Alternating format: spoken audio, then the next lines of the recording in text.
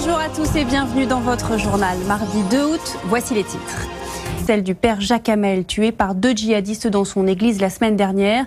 Elles seront célébrées à 14h dans la cathédrale de Rouen. Plus de 2000 personnes, anonymes et personnalités politiques et religieuses. Et nous sommes en direct de Rouen avec notre envoyée spéciale Hélène Camille. Hélène, sait-on comment la cérémonie va se dérouler ? Elle a accueilli les hommages à toutes les victimes de terrorisme. La place de la République à Paris est vidée de ses souvenirs. La mairie...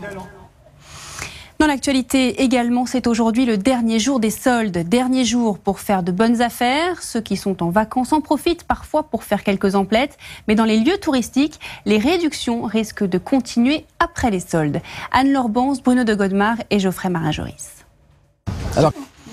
90 millions d'euros, c'est notre chiffre du jour et c'est la facture pour Air France de la grève des hôtesses et des stewards, un montant estimé par le PDG de la compagnie aérienne. La grève a duré une semaine et se termine aujourd'hui avec un retour quasiment à la normale. 90% des vols seront assurés. Le mouvement aura touché 180 000 passagers. Les hôtesses et les stewards protestent contre un nouvel accord collectif de rémunération notamment. Ils n'ont pas été entendus et devraient décider des suites à donner à leur mouvement en fin de semaine. L'actualité à l'étranger, marquée par ces violents combats à Alep, en Syrie. La ville subit la guerre depuis 4 ans, mais ces 2 dernières semaines, les affrontements se sont intensifiés. Les forces de Bachar al-Assad encerclent le quartier tenu par les rebelles. Et c'est le cas de certains matchs de football. Dans ce domaine, la France a des chances de médaille. L'équipe est portée notamment par Amandine Henry, ex-joueuse de l'Olympique lyonnais, qui vient de signer à Portland aux États-Unis pour la prochaine saison. C'est là que nous l'avons rencontrée avant son départ pour Rio. Reportage Géraldine Chen et Jérémy Moreau.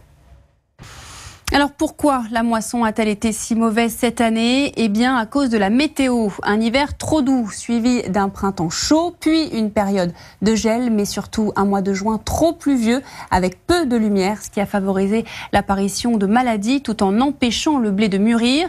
Résultat, on estime que seulement 28 millions de tonnes de blé seront récoltées cette année contre 41 millions en 2015, une année considérée comme exceptionnelle. Alors est-ce que la mauvaise récolte aura un impact sur les prix pour les consommateurs? Eh bien, c'est une bonne nouvelle. A priori, non. Il pourrait y avoir une hausse de 10 à 15% du prix du blé, mais grâce à un mécanisme de compensation de la production, il ne devrait pas y avoir d'impact sur les consommateurs. Les agriculteurs resteront les plus affectés dans les régions les plus touchées, comme le nord-est et le centre de la France. On estime que certaines exploitations pourraient voir leur chiffre d'affaires baisser de 50% cette année. En réponse, le gouvernement a déjà annoncé un plan d'aide pour les céréaliers. C'est le succès littéraire de l'été, le dernier livre de Franck Thillier. L'auteur de polar fait un carton avec son dernier ouvrage intitulé Rêver. Beaucoup l'ont adopté comme lecture à la plage pendant les vacances. Ces livres grand public sont chaque fois un succès en librairie. Anne-Laure Bans, Thierry Maurer et Samuel Duhamel.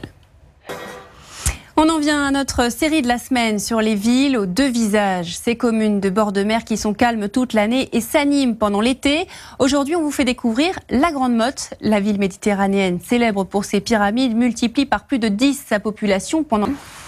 On parle de cinéma à présent avec la sortie demain de Suicide Squad. Pas de héros classiques pour ce film à gros budget. Cette fois, on suit des anti-héros. De dangereux criminels sont autorisés à sortir de prison pour sauver le gouvernement pour une mission suicide. Les méchants sont déjantés. Will Smith, notamment, fait partie du casting. Gaël Courcel. On aura le plaisir de vous retrouver ce soir pour le 19h45. Très bel après-midi à tous sur M6.